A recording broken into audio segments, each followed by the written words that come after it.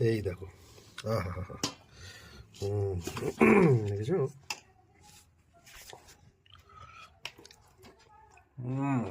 অসাধারণ।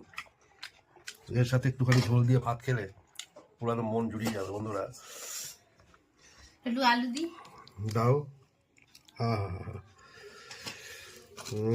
এই আলু দিয়ে ভাতটা এরকম মেখে,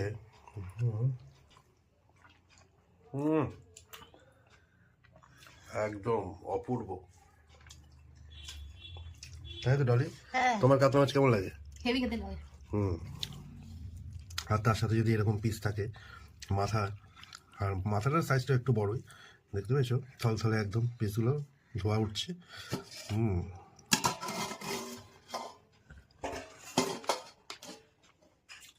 তুমি এমন ভাবে বলছো তাহলে মনে হচ্ছে মটন খাচ্ছ।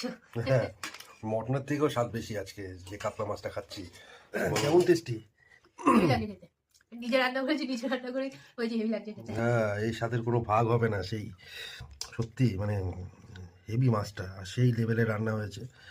তার সাথে যদি এরকম পিস পাওয়া যায় আর থলথলে জায়গা, উম,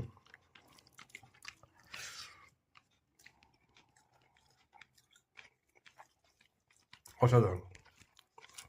তো ওই কাতলা মাছের ঝোল দিয়ে ভাত খেতে দারুণ লাগে।